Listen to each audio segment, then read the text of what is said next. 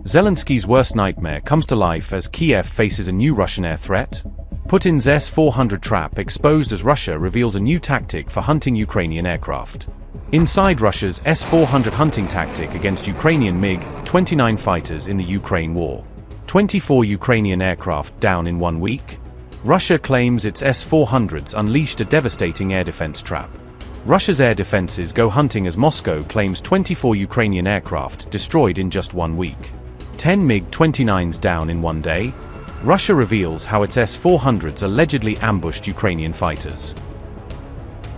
Senior Russian military officials have revealed new details about how S-400 systems were reportedly used during the Ukraine war. A Russian Ministry of Defense journal claimed S-400 systems destroyed 24 Ukrainian aircraft during a single week in 2023. The figures were reportedly published in Voronaya MYSL, a Russian military journal associated with the country's defense establishment. The reported total included a striking claim that 10 Ukrainian MiG-29 fighter jets were destroyed in just 1 day. According to the account, Russian forces positioned S-400 launchers in concealed locations rather than deploying them from conventional air defense positions. The tactic reportedly relied on targeting information from external sensors to detect and engage Ukrainian aircraft at extended ranges. Russia's A-50U airborne early warning aircraft was reportedly among the systems providing long-range targeting information to S-400 batteries. This network allegedly allowed Russian air defenses to engage Ukrainian aircraft shortly after they took off, before pilots expected to enter an engagement zone. The method reportedly created an unexpected air defense zone that Ukrainian pilots may not have anticipated during their missions.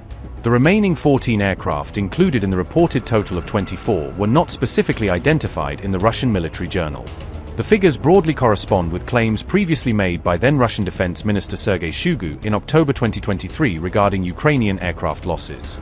The disclosure suggests that Russia may have used concealed S-400 positions and external targeting networks as a key tactic for ambushing Ukrainian aircraft. However, the figures remain Russian claims and do not independently establish the exact number, types, or identities of the aircraft allegedly destroyed. The revelations come as Russian President Vladimir Putin has approved a major political and military leadership reshuffle, adding another layer to Moscow's evolving war strategy.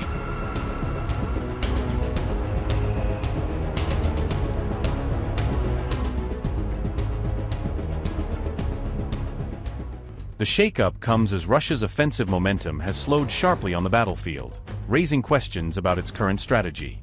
Ukrainian Ascent Project Deep State said Russian forces captured only 88 square kilometers of territory during the month of July. In June, Russia captured 57 square kilometers after losing control of 11 square kilometers in May, according to Deep State estimates. The slowdown has come despite Moscow's continued efforts to expand its military control across Ukraine's strategic Donetsk region.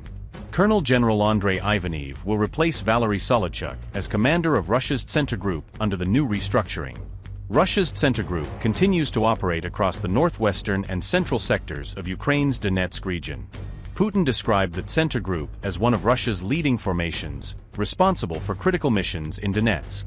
Former Center Commander Valery Solodchuk has now been reassigned to lead Russia's Joint Rear Services under the new structure.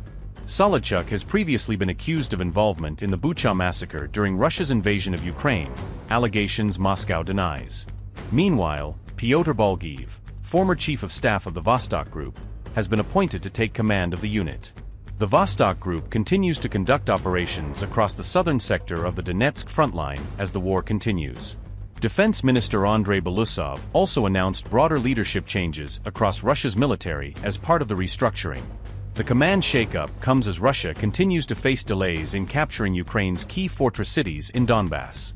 Russia's general staff had previously reportedly promised the Kremlin that Ukraine's frontline defenses would collapse much faster. Moscow had expected to take Kostyantynivka, Drushkivka, Sloviansk and Kramatorsk as part of its broader Donbass campaign. Those deadlines have now been pushed back from earlier targets, with late 2026 reportedly emerging as the new goal. Putin has also appointed Denis Lyman as commander of Russia's newly created Unmanned Systems Forces to lead drone operations. Everybody knows well that we decided to create a new branch of the armed forces, the Unmanned Systems Forces.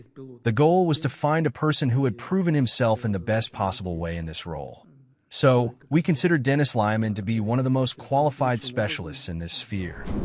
Russia's military restructuring suggests the Kremlin is adapting its command structure for a longer and more technology-driven war. Russia's new command team will now be tested as Moscow continues its push to advance across the Donetsk front line.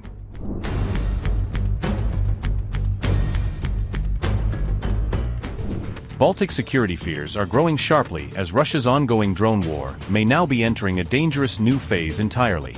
Russia may use captured Ukrainian drones against NATO, Lithuania's own defense minister explicitly warned on August 6.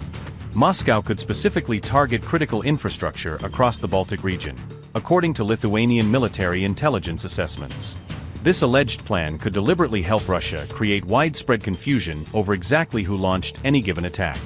Officials warned that such staged operations could allow Moscow to completely deny responsibility for strikes on NATO soil. Lithuania's defense minister Robertas Kaunas said, and I quote, "We have information that Russia is considering the possibility of launching unconventional kinetic attacks against critical infrastructure in the Baltic region.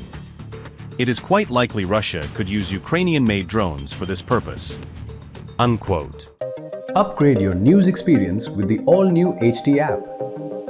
Download now.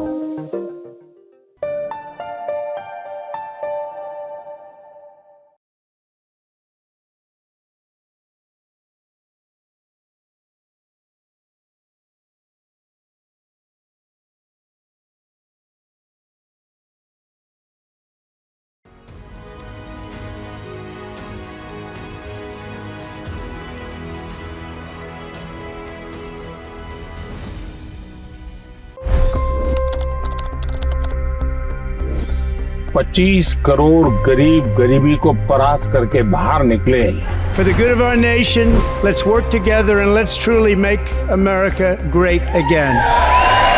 The fastest news breaks. Requested PM saying that look, you will have to speak to Putin and to Zelensky. The biggest news makers. The relationship with India is probably the most important bilateral relationship the U.S. will have for the rest of this century.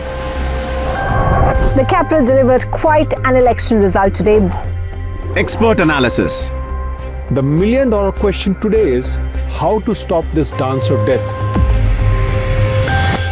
Ground reports. I'm standing at the crossroad of the Kumbh Mela. Behind me are more than 100 entry ghats. Long-form interviews. Exclusionary politics is reflected in Manipur case as well. You don't bother because this is a small state. Have you ever wondered what happens when a banking dynasty meets tides of world history, intrigue, and a dash of myth? Why exactly did the US topple the Sheikh Hasina government? HT videos. We don't just break news, we break it down.